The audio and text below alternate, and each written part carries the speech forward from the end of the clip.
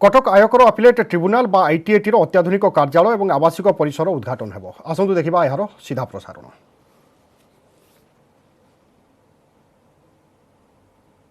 अक्सर मातृ अधिकरण के तौर पे माना जाता है। आदरणीय प्रधानमंत्री जी, आयकर अपीलीय अधिकरण अपने आदर्श मोटो निष्पक्ष सुलभ सत्वर न्याय से सतत प्रेरणा प्राप्त करता है।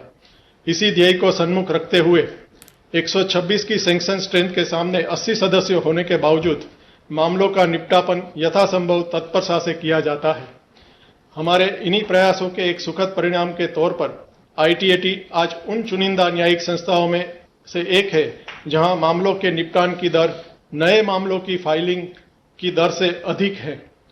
न्यू टैक्स लिटिगेशन पॉलिसी के अंतर्गत जब भारत सरकार द्वारा विवादित कर राहत की सीमा 20 लाख से बढ़ाकर 50 लाख की गई, अधिकरण द्वारा ऐसी अपीलों को तत्काल छांटकर अलग किया गया और आवेदन प्रस्तुत किए जाने की प्रतीक्षा किए बिना ऐसी अपीलों का निपटान का प्रारंभ कर दिया।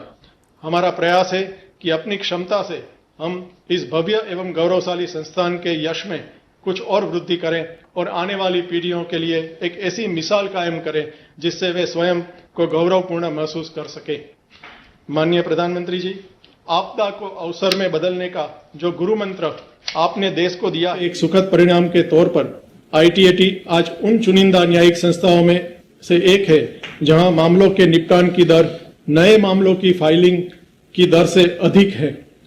न्यू टैक्स लिटिगेशन पॉलिसी के अंतर्गत जब भारत सरकार द्वारा विवादित कर राहत की सीमा 20 लाख से बढ़ाकर 50 लाख की गई, अधिकरण द्वारा ऐसी अपीलों को तत्काल छांटकर अलग किया गया और आवेदन प्रस्तुत किए जाने की प्रतीक्षा किए बिना ऐसी अपीलों का निपटान का प्रारंभ कर दिया। हमारा प्रयास है कि अपनी क्षमता से हम इस भव्य एवं गौरवशाली संस्थान के चुनौती के तौर पर स्वीकार करते हुए पिछले 2 सालों में इस दिशा में किए जा रहे प्रयास अब साकार रूप लेने लगे हैं। कोलकाता, पुणे, गुवाहाटी में भवन निर्माण हेतु भूमि प्राप्त की जा चुकी है और अहमदाबाद में भी प्रयास जारी है। लखनऊ में भवन निर्माण दिन है। उत्तराखंड की जनता को जस्टिस एट डोर स्टेप प्रदान करने के लिए देहरादून में आईटीएटी की बेंच की शुरुआत की है। एनबीसीसी द्वारा दिल्ली पीठ हेतु बनाए जाने का कार्यभवन का कार्य प्रगति में है। जयपुर पीठ अपने स्वयं के भवन में कार्यरत है।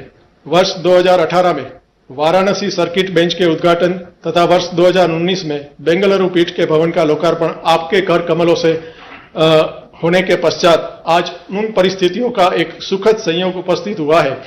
पिछले 50 वर्षों से किरायों के भवनों में कार्यरत रहने वाले कटक पीठ के अपने स्वयं के कार्यकाल सह आवास परिसर का उद्घाटन भी आज आपके कर कमलों से होने जा रहा है। इस अवसर पर इस कार्यालय परिसर हेतु जमीन निःशुल्क उपलब्ध कराने के लिए ओडिशा के माननीय मुख्यमंत्री श्री नवीन पटनायक जी के प्रति हार्दिक आभार प्रकट करता हूं।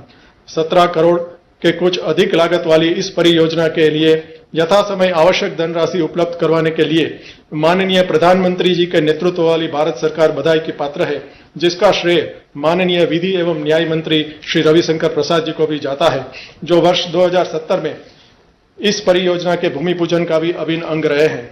आज के शुभ अवसर पर आप सभी के साथ साथ मैं उन सभी व्यक्तियों का भी हार्दिक अभिनंदन करता हूं जिनके प्रत्यक्ष व अप्रत्यक्ष सहयोग के बिना इस परियोजना का सफल होना असंभव था। माननीय प्रधानमंत्री जी नरेंद्र मोदी जी, माननीय विधि एवं न्याय मंत्री श्री रविशंकर प्रसाद जी, माननीय मुख्यमंत्री ओडिशा श्री नवीन पटनायक जी एवं माननीय पेट्रोलियम, प्राकृतिक गैस व इस्पात मंत्री श्री धर्मेंद्र प्रधान जी, आप सबकी उपस्थिति हमारे लिए आगामी परियोजनाओं को साकार करने में प्रेरणादायक होगी। अपने व्यस्त कार्यक्रमों के में से समय निकालकर हमें प्रोत्साहन देने के लिए, यहां उपस्थित होने के लिए मैं आप सबका हृदयपूर्वक स्वागत करते हुए धन्यवाद प्रकट करता हूं। जय हिंद। धन्यवाद सर। मैं विधि एवं न्याय मंत्री माननीय श्री रविशंकर प्रसाद जी से अनुरोध करूंगा कि इस शुभ अवसर पर संबोधित करें और मार्गदर्शन प्रदान करें। परम आदरणीय प्रधानमंत्री जी,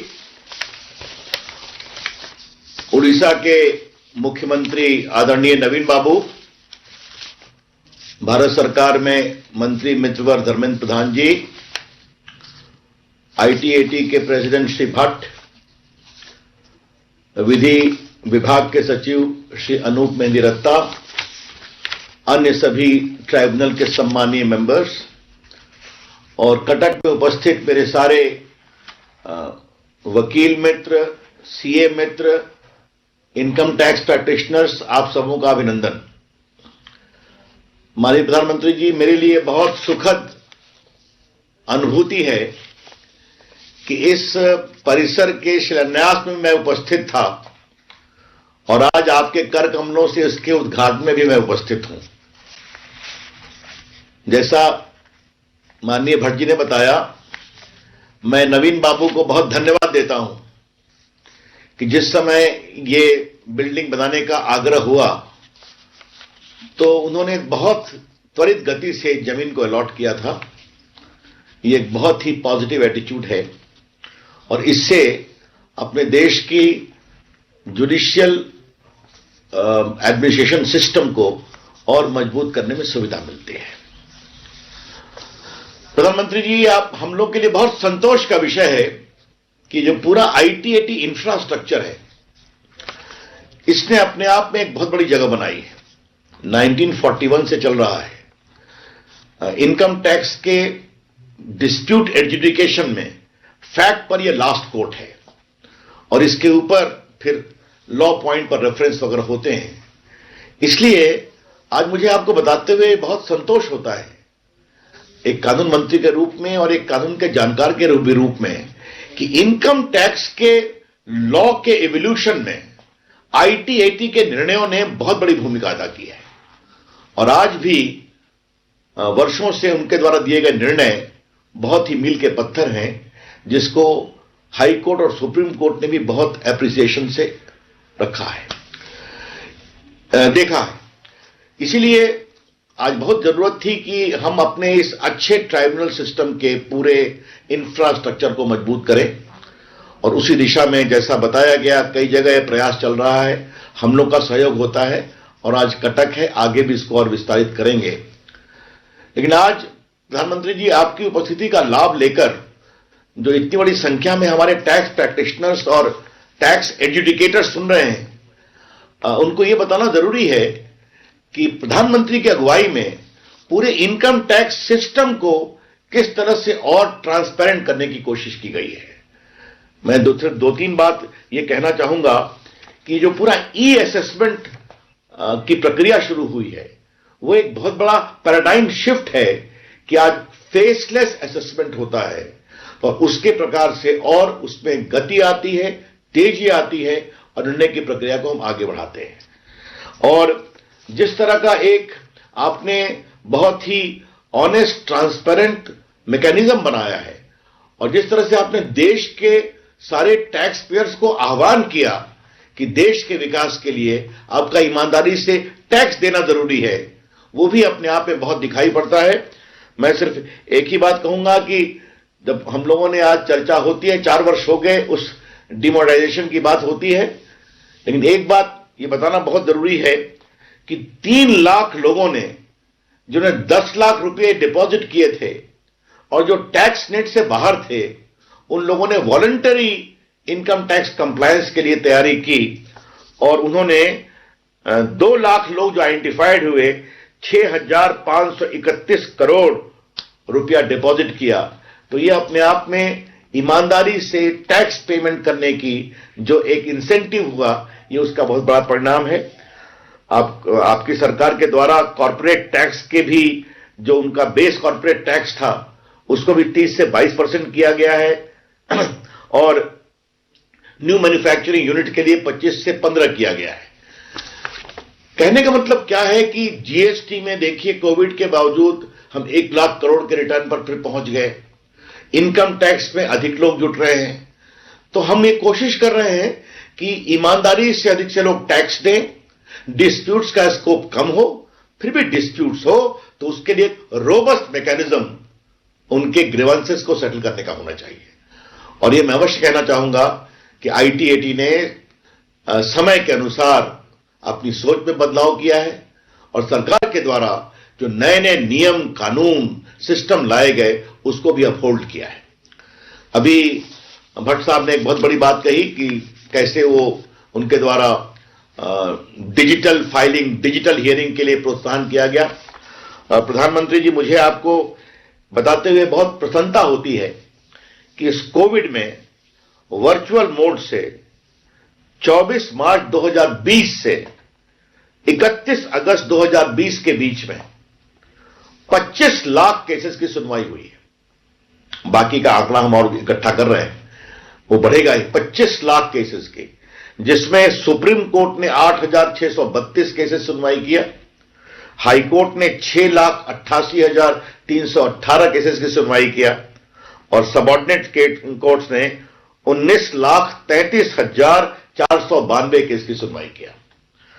और जहां तक बताया भट्ट जी ने, जहां तक मेरी जानकारी है, लगभग 8,000 वर्चुअल अपील आईटीएटी के द्वारा सुनवाई किए गए हैं।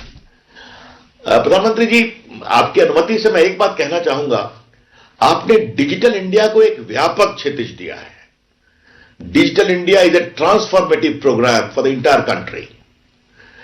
तो बाकी तो डिजिटल डिलीवरी ऑफ सर्विसेज होती ही हैं, लेकिन कोविड का एक अवसर आया एक चुनौती के रूप में कि how can we equip our digital ecosystem for greater good. और आज इससे अच्छे संतोष की बात क्या हो सकती है कि आप दिल्ली में उपस्थित हैं और हम दूर कटक के बिल्डिंग को भी डिजिटली इनॉग्रेट कर रहे हैं। डिजिटल सुनवाई हो रही है, डिजिटल एजुकेशन हो रहा है, ई फाइलिंग हो रही है। तो ये देश, और जिस तरह से अभी आपके निर्देश पर हम लोगों ने पूरे ये गाइडलाइन को लिबरलाइज किया है कि वर्क फ्रॉम होम होगा और बाकी वर्क फ्रॉम एनीवेयर को आपने प्रमोट किया है, तो I see a tectonic and transformative change in the whole digital system of the country. तो आज के दिन प्रधानमंत्री जी, मैं हृदय से आपके प्रति अपनी कृतज्ञता ज्ञापित करता हूं कि आपने ये सोचा कि आप स्वयं करें। आपके उद्घाटन से पूरे आईटीएटी मूवमेंट को एक बहुत प्रोत्साहन मिला है और उड़ीसा के हमारे मित्र जरूर इससे और खुश होंगे और ये आईटीएटी का बहुत ही एक रोबस्ट ट्राइब्यूनल बनेगा। आप सबों का बहुत बहुत अभिनंदन, बहुत बहुत धन्यवाद। मार्गदर्शन के लिए धन्यवाद सर। मैं ओडिशा के मुख्यमंत्री माननीय श्री नवीन पटनायक जी से आईटीएटी कटक के नए भवन के उद्घाटन के अवसर पर अपने वक्तव्य के लिए अनुरोध करता हूं।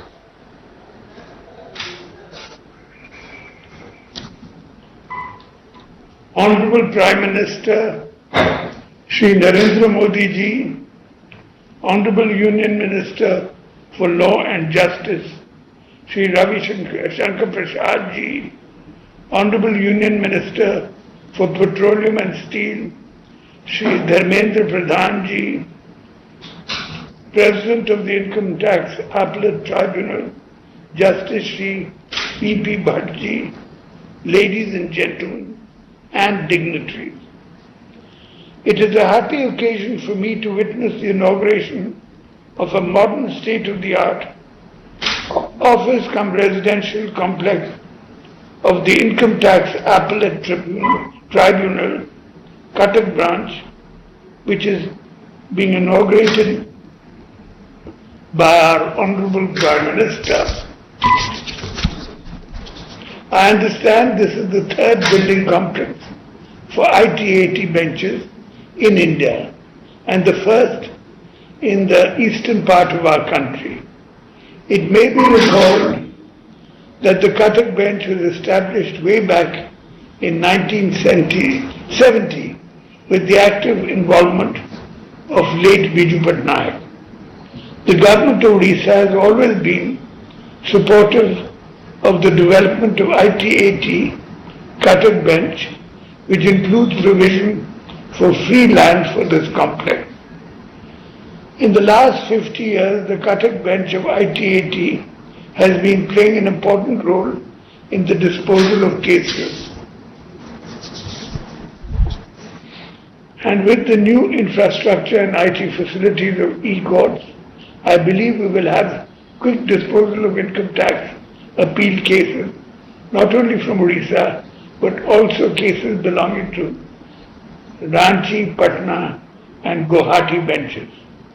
I would like to congratulate the President of IT-AT, and the other agencies involved in speedy completion of this complex. Thank you. Bande Utkal Janani.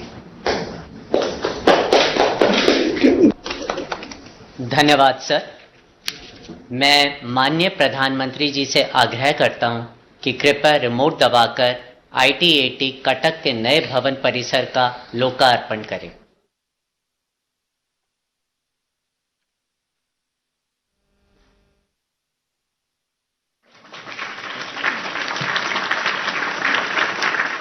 Namaste. Welcome to the new ultra-modern building complex of Income Tax Appellate Tribunal Cuttack, which is just now inaugurated by our Honorable Prime Minister of India.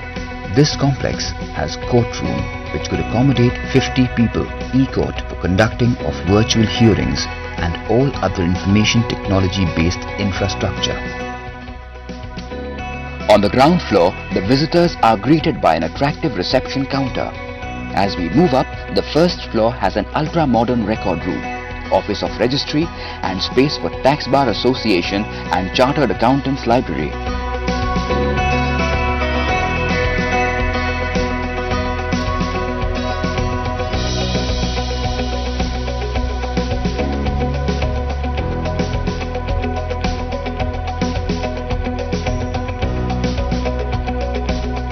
The second floor has a modern courtroom, a members' lounge and library, an e-court fitted with latest technology and a comfortable waiting lobby for visitors and litigants.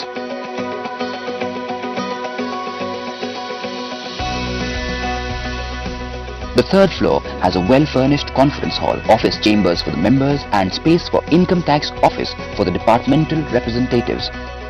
This state-of-the-art building complex has residential quarters for members and staff, which makes it a self-sufficient complex for an independent quasi-judicial body. Sir, भवन परिसर के लोकार्पण के लिए आपका हार्दिक आभार। मैं माननीय प्रधानमंत्री जी से निवेदन करता हूं कि रिमोट द्वारा ई-बुक का विमोचन करें।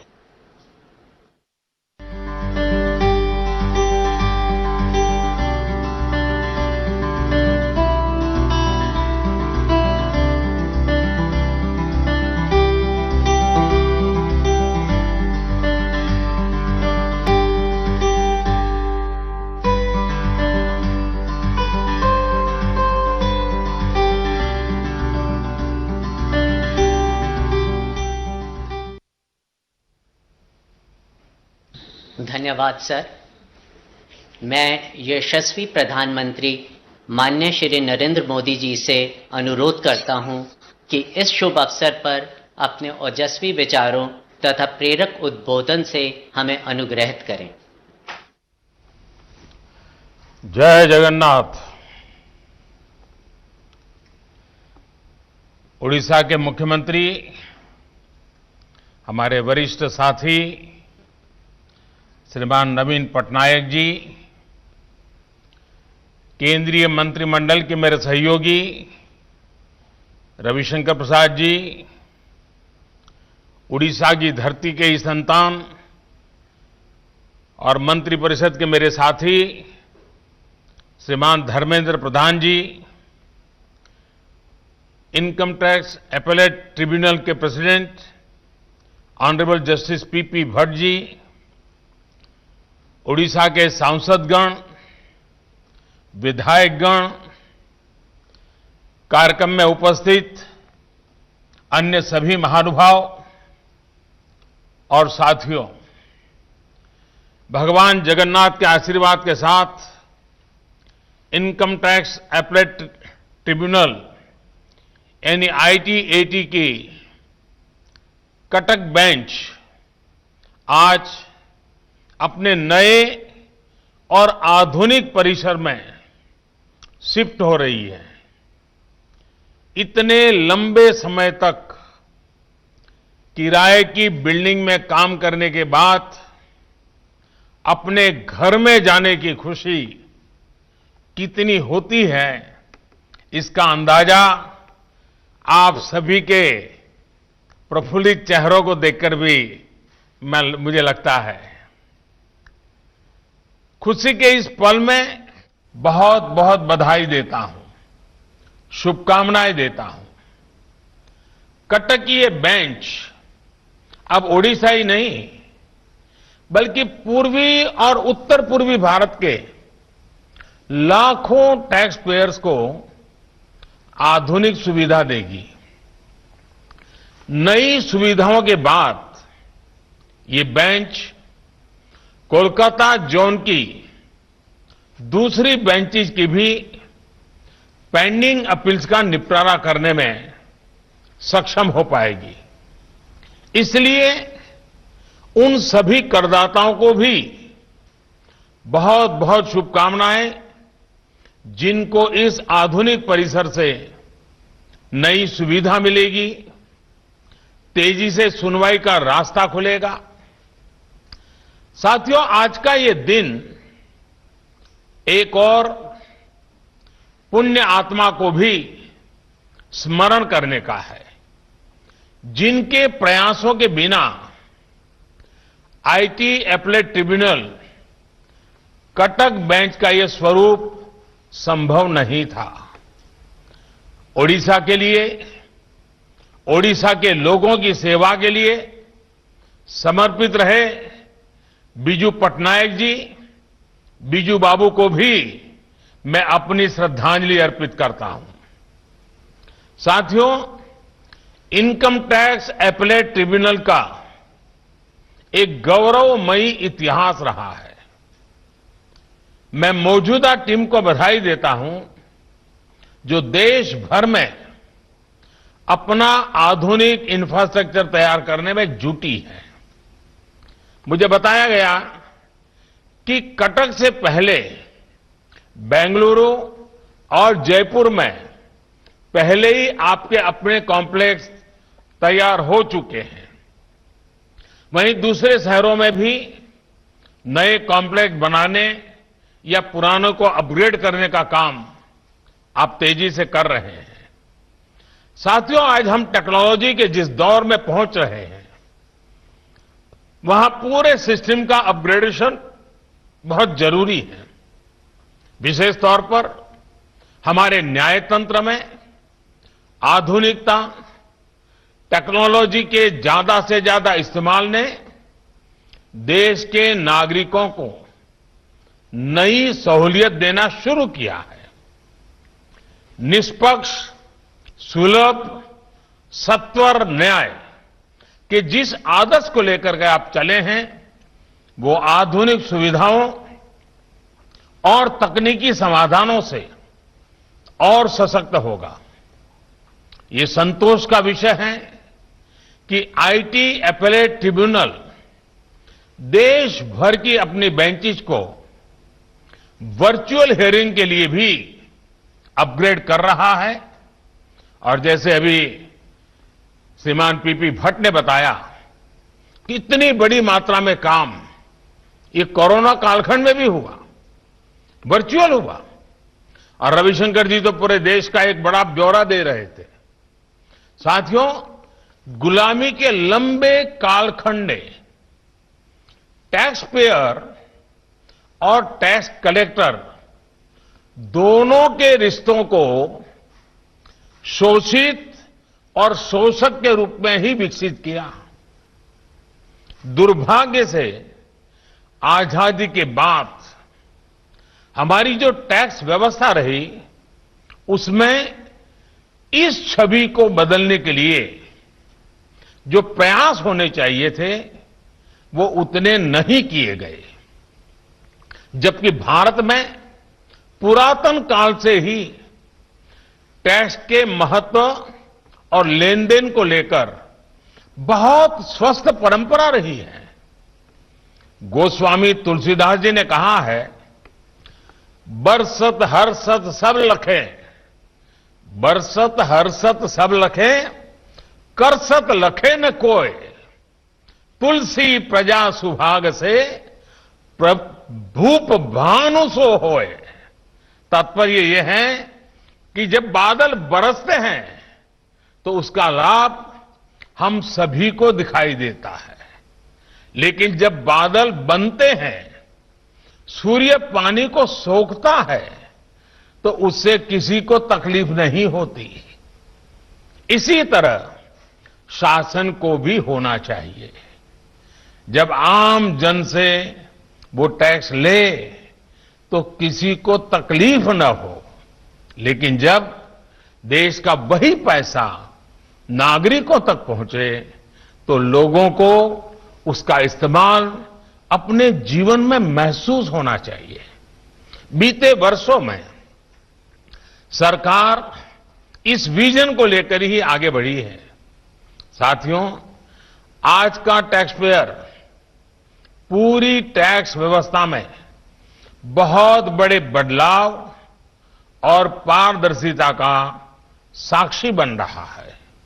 जब उसे रिफंड के लिए महीनों इंतजार नहीं करना पड़ता, कुछ ही सप्ताह में उसे रिफंड मिल जाता है, तो उसे पारदर्शिता का अनुभव होता है।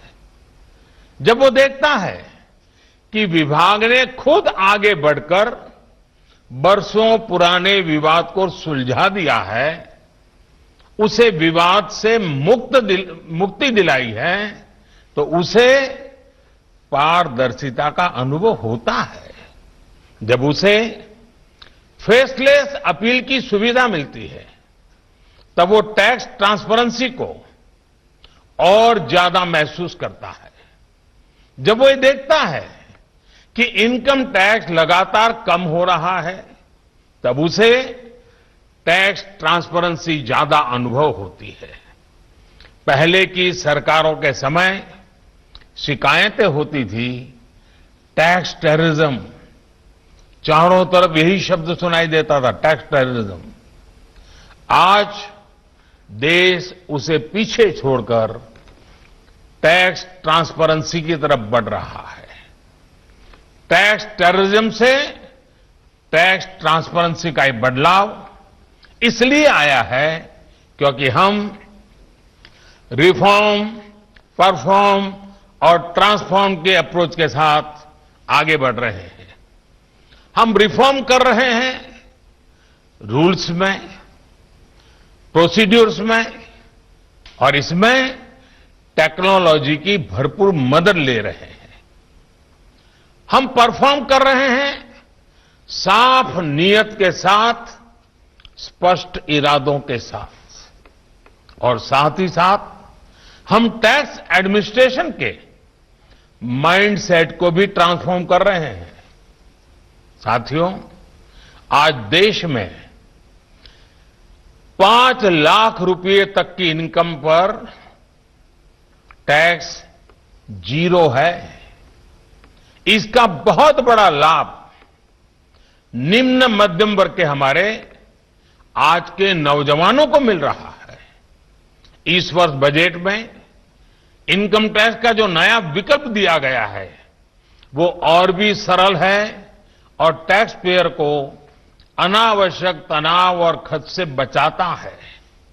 इसी तरह विकास की गति तेज करने के लिए भारत को और ज्यादा इन्वेस्टमेंट फ्रेंडली बनाने के लिए कॉरपोरेट टैक्स में ऐतिहासिक कटौती भी की गई। देश में ही लाखों युवाओं को रोजगार देने वाली मौजूदा कंपनियों के लिए कॉरपोरेट टैक्स घटाया गया है। देश मैन्युफैक्चरिंग में आत्मनिर्भर बने, इसके लिए नई घरेलू मैन्युफैक्चरिंग कंपनियों के लिए टैक्स रेट 15% किया गया है। भारत के इक्विटी मार्केट में निवेश बढ़ाने के लिए डिविडेंड डिस्ट्रीब्यूशन टैक्स को भी खत्म किया गया है। जीएसटी से भी दर्जनों टैक्स का जो जाल था वो कम हुआ है और ज्यादातर सामान और सेवाएं, उन सेवाओं में टैक्स की दर भी बहुत कम हुई है। साथियों, आज से 5-6 साल पहले ऐसी स्थिति थी कि अगर इनकम टैक्स कमिश्नर करदाताओं को अगर 3 लाख रुपए तक की रिलीफ देते थे तो उसे आईटी-एटी में चैलेंज किया जाता था। इस लिमिट को हमारी सरकार ने 3 लाख से बढ़ाकर अब 50 लाख रुपए कर दिया है। इसी तरह सुप्रीम कोर्ट में वही केस जाते हैं जहां कम से कम 2 करोड़ रुपए का टैक्स अपील का विषय हो। इन प्रयासों से ईज ऑफ डूइंग बिजनेस तो बढ़ा ही है, अनेक संस्थाओं पर विवादित केसों का बोझ भी कम हुआ है। साथियों, टैक्स में कमी और प्रक्रिया में सरलता के साथ साथ जो सबसे बड़े सुधार किए गए हैं वो ईमानदार टैक्स पेयर की गरिमा से जुड़े हैं, उनको परेशानी से बचाने से जुड़े हैं।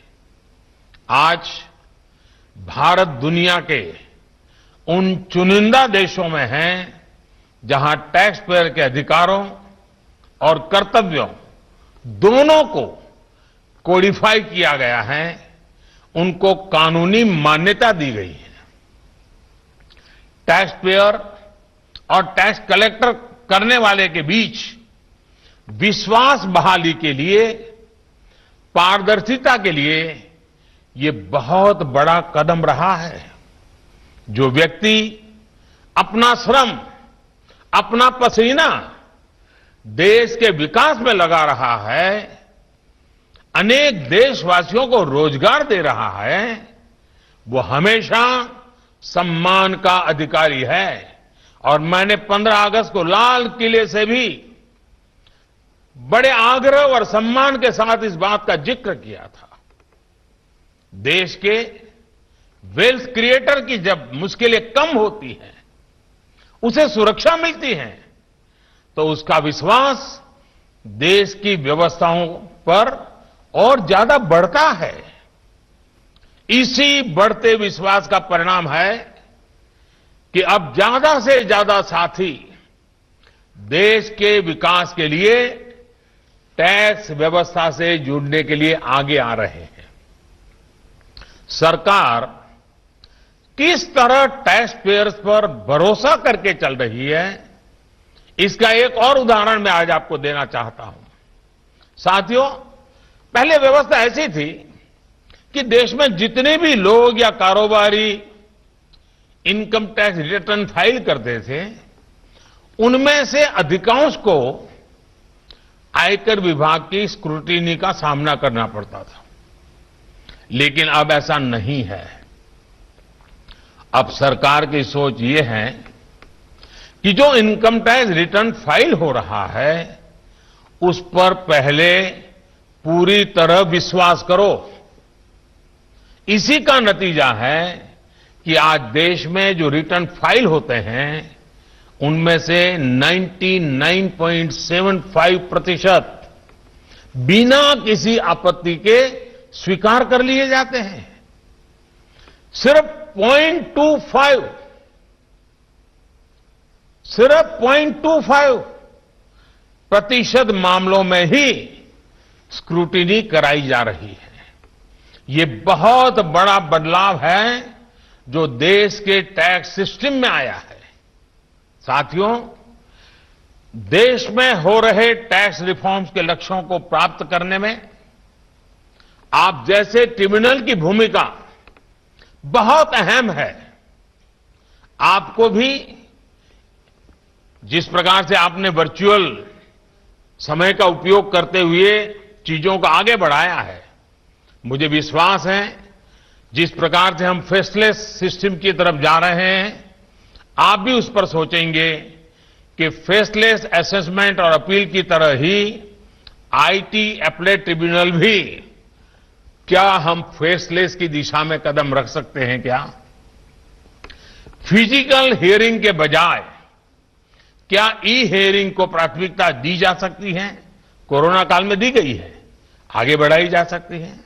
साथियों, कोरोना के इस काल में हम सभी का अनुभव है कि वीडियो कॉन्फ्रेंस के माध्यम से भी सारे काम उतने ही पारदर्शी और प्रभावी तरीके से हो पा रहे हैं। आज जब आप देश भर की बेंचेज में आधुनिक सुविधाओं से युक्त परिसरों को निर्माण कर रहे हैं तो ये रिफॉर्म्स आपके लिए मुश्किल नहीं है। इससे टैक्स पेयर का समय, धन और ऊर्जा बचेगी। विवादों का निपटारा भी तेजी से हो पाएगा। साथियों, विद्वान कह गए हैं, न्यायमूलम सुराज्यम स्यात्, न्यायमूलम सुराज्यम स्यात्, संघमूलम महाबलम। न्याय सुराज्य का मूल होता है और संगठन महाशक्ति की जड़ है। इसलिए न्याय और संगठन की शक्ति को आत्मनिर्भर भारत की ऊर्जा बनाने का निरंतर प्रयास किया जा रहा है। भारत में एक के बाद एक हो रहे रिफॉर्म्स, श्रृंखला चल रही है रिफॉर्म्स के, इसके पीछे भी यही प्रेरणा है। मुझे पूरा विश्वास है कि हम सभी के संगठित प्रयासों से हमारे सभी प्रयास सफल होंगे। आईटी एपेलेट ट्रिब्यूनल से जुड़े सभी साथियों को, सभी ओडिशा वासियों को फिर से इस आधुनिक परिसर के लिए मैं बहुत बहुत बधाई देता हूं। आप सभी को दीपावली सहित आने वाले सभी त्योहारों की मंगल कामनाएं। और एक बात जरूर मैं कहूंगा कि कोरोना के काल में हमें कोरोना को लाइट नहीं लेना है। ऐतराज बरतने की जो छोटी छोटी बातें हैं, मास्क पहनना, डिस्टेंस बनाए रखना, साबुन से हाथ धोना, मैं उड़ीसा वासियों से इस बात का जरूर आग्रह करूंगा। और उड़ीसा कला संस्कृति की एक बड़ी तपोभूमि है, तपस्या भूमि है। आज मंत्र गूंज रहा है, वोकल फॉर लोकल। हिंदुस्तान के हर कोने में, हिंदुस्तान हर कोने की चीज जिस पर मेरे देशवासियों का पसीना है, जिसमें मेरे देशवासियों के नौजवानों की टैलेंट है, हम उन्हीं चीजों का आग्रह रखें, लोकल खरीदने का आग्रह रखें। हिंदुस्तान की मिट्टी से, हिंदुस्तान के पसीने से तरबतर चीजों को खरीदने का आग्रह रखें। ये बात मैं भगवान जगन्नाथ जी की धरती से उड़ीसा को भी कहना चाहूंगा, देशवासियों को भी कहना चाहूंगा, vocal for local, local for Diwali. और सिर्फ दिवाली नहीं, हम तो चाहेंगे 365 दिन दिवाली मने और 365 दिन हम लोकल ही लेते चले। देखिए, देश की अर्थव्यवस्था तेज गति से बढ़ना शुरू हो जाएगा। हमारे मेहनतकश लोगों के पसीने में वो ताकत है कि देश को नई ऊंचाइयों पर ले जाएगा। और इसी विश्वास के साथ आज के शुभ अवसर पर मेरी तरफ से आप सबको अनेक अनेक शुभकामनाएं, मंगल कामनाएं। बहुत बहुत धन्यवाद।